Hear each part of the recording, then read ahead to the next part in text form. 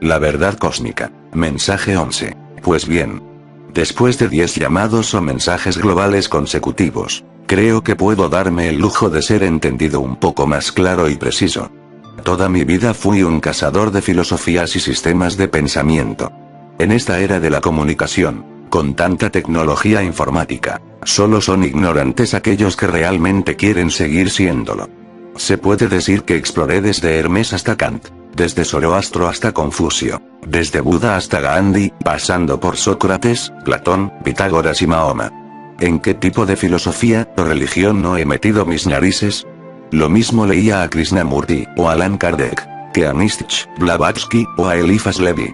Me extasié igual con los tratados de Hermes Trismegisto, que con las agudas observaciones cosmovisionarias de Teilhard de Chardin. Sin embargo, ninguno de estos grandes hombres pudo acercarse un poco a la colosal grandeza y majestuosa profundidad de la doctrina de Jesucristo. A Jesucristo no lo catalogo como un pensador, ni siquiera como un reformador político, social o religioso. Yo lo considero como un revelador, es decir, como el portador de un mensaje más allá del tiempo y del espacio. Él mismo lo dijo: cuando hayáis levantado al Hijo del Hombre, entonces conoceréis que yo soy, y que nada hago por mí mismo, sino que según me enseñó el Padre, así hablo. Porque el que me envió, conmigo está. No me ha dejado solo el Padre, porque yo hago siempre lo que le agrada. Eso está en Juan 8, 28 y 29. Tan solo en estas dos pequeñas referencias, se encuentran agazapadas, tremendas verdades cósmicas. ¿Las notó? Déjeme ayudarle. Noten que dice: entonces conoceréis que yo soy. Pregunto: ¿yo soy quién? ¿Por qué no completó la frase? Una frase se compone de sujeto, verbo y predicado. ¿Dónde está el predicado de esta frase?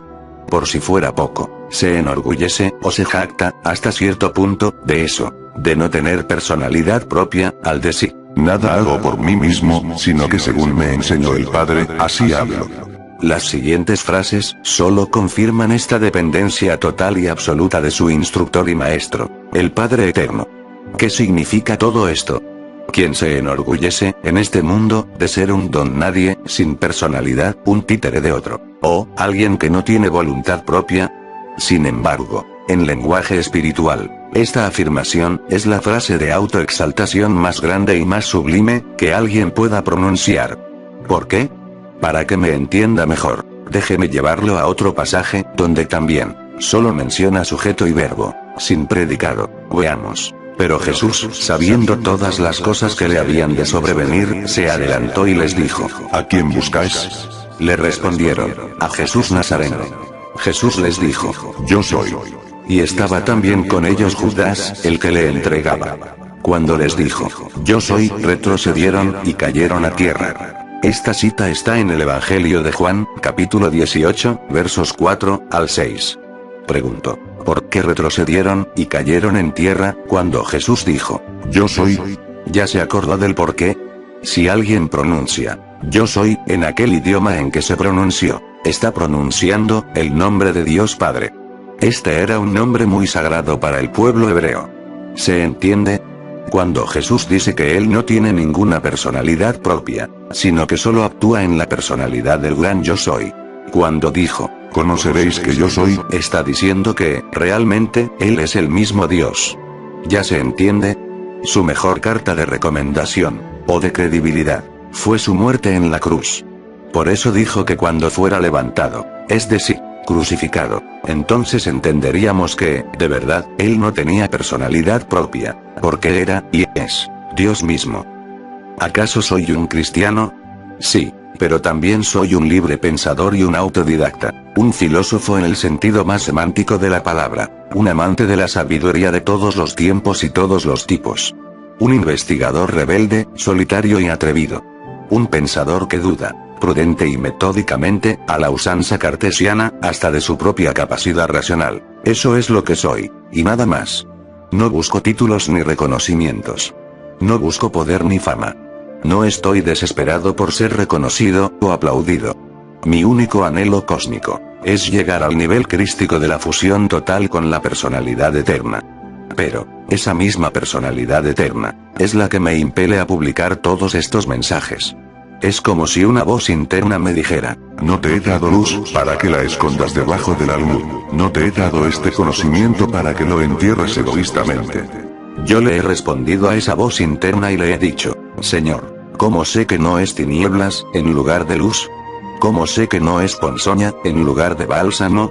¿Y si es levadura en lugar de harina? Sí, puedo escucharte, pero ¿eres tú, realmente, espíritu de verdad, a quien yo escucho? Pero la abeja no puede acumular néctar para toda su vida, ni la oruga devora para siempre. Es una ley cósmica. Considero un crimen quedarme callado.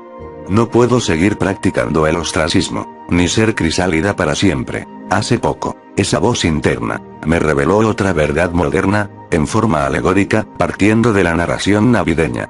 Cuando digo navideña, me refiero a los sucesos que acontecieron un poco antes de aquella encarnación que partió a la historia humana en dos. Aquí va. ¿Quiénes eran realmente aquellos magos del Oriente que viajaron tanta distancia para venir a adorar al pequeño recién nacido? Una cosa es clara y contundente: si eran magos, sabios, astrólogos o reyes, eso no es lo verdaderamente relevante. Lo que aquí verdaderamente nos deja perplejos es que estaban más conscientes, preparados y conmovidos ante este acontecimiento que los mismos sabios y escribas de Israel. ¿No es eso paradójico? El pueblo del mensaje, el pueblo de la sabiduría espiritual, el pueblo escogido por Dios para llevar la luz a las naciones, era indiferente y ciego al acontecimiento más importante de la historia humana. Yo me pregunto si no es eso mismo lo que está sucediendo actualmente, cuando se acerca el segundo gran acontecimiento bíblico. ¿No es sospechosamente similar que sean los observadores del cielo, como se les llama a los astrónomos, o astrólogos, los magos modernos de la ciencia, los que nos estén anunciando, con emoción e insistencia, que se acerca otro tremendo acontecimiento, que cambiará, de nuevo y para siempre, no solo la estructura geológica de la Tierra, sino a la misma sociedad humana?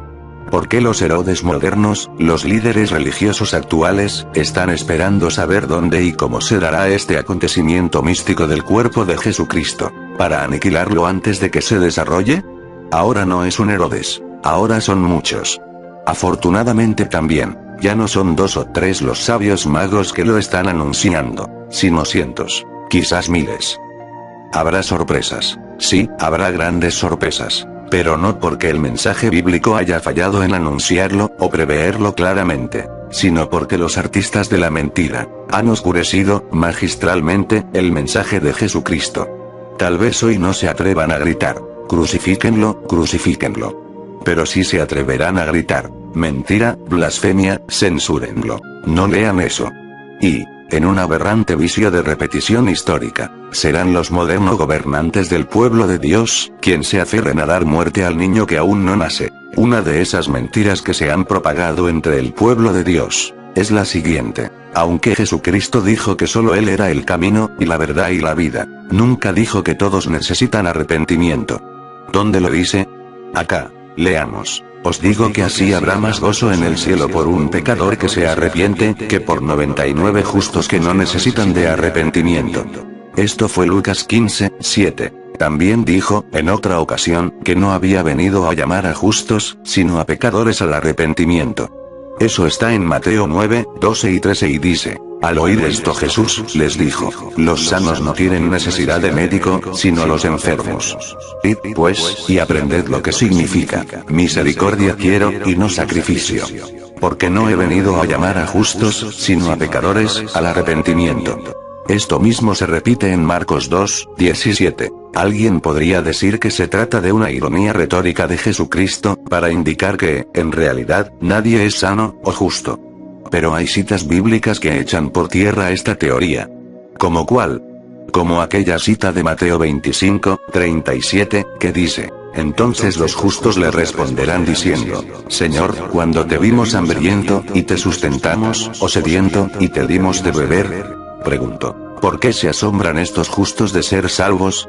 La respuesta más coherente es que no lo sabían y lo que hacían no era por una obediencia ciega y fanática, sino de una forma natural y espontánea.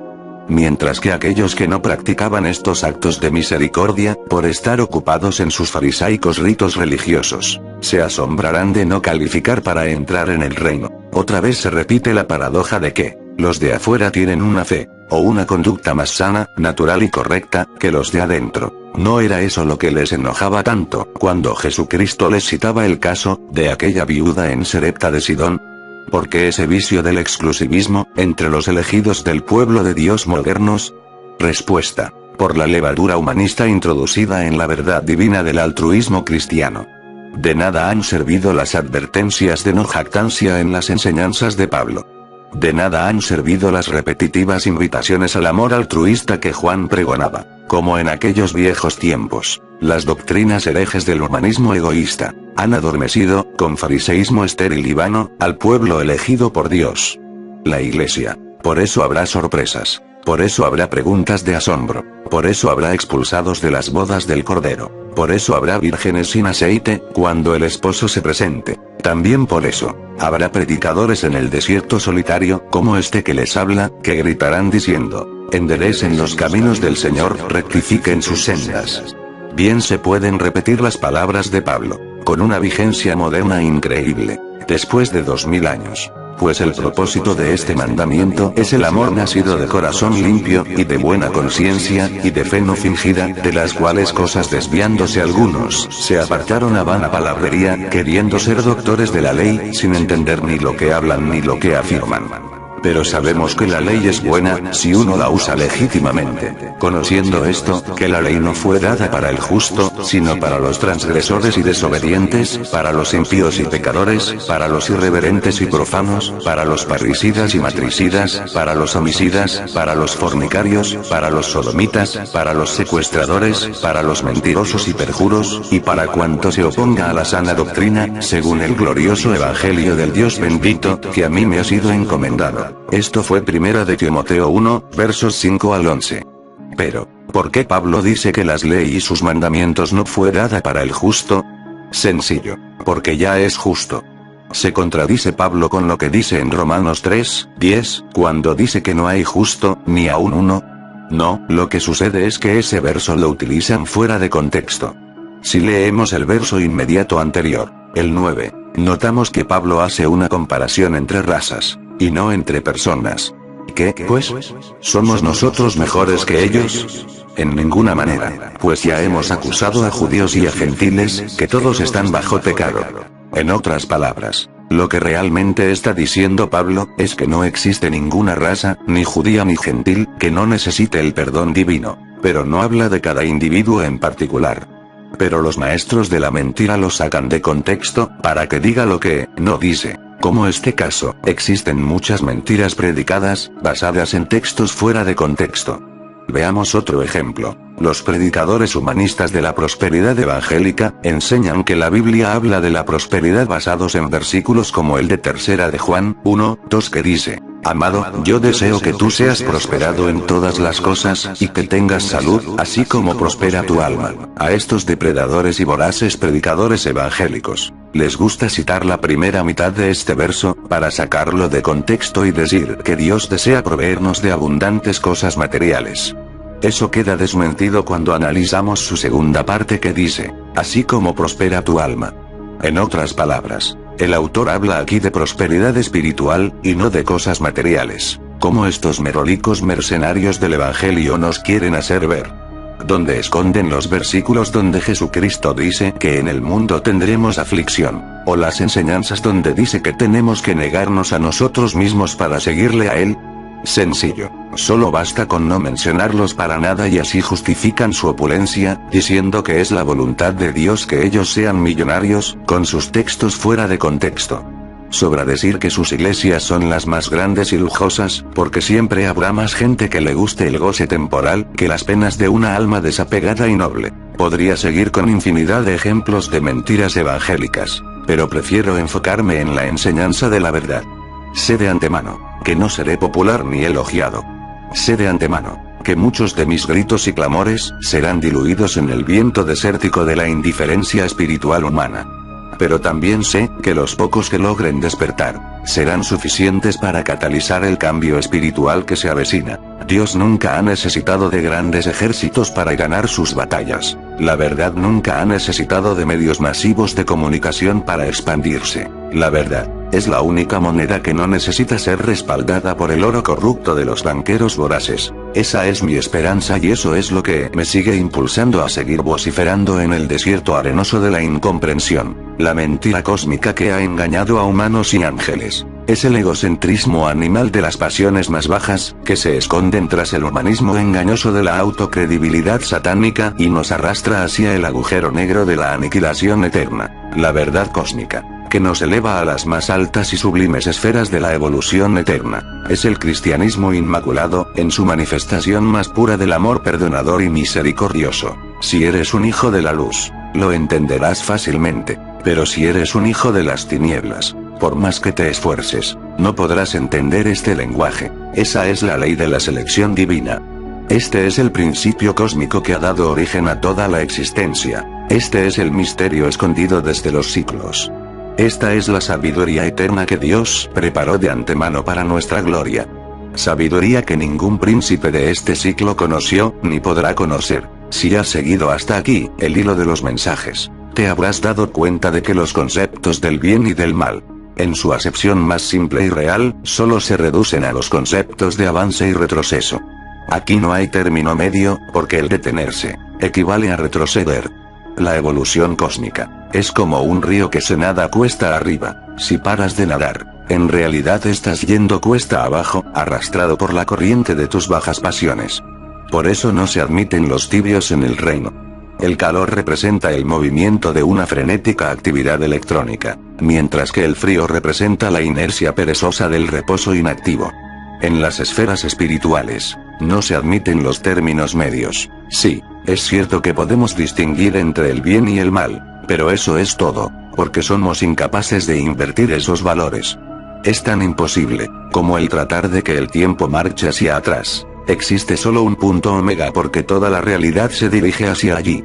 La verdad no puede ser relativa, porque no existe otro punto de referencia que avale otra realidad, que no sea la que ya conocemos. Por eso también, solo existe una sola tabla de valores morales y éticos. Y por eso también, solo existe una fotografía fidedigna de Dios, Jesucristo. Le llamo fotografía, porque la Biblia le llama imagen.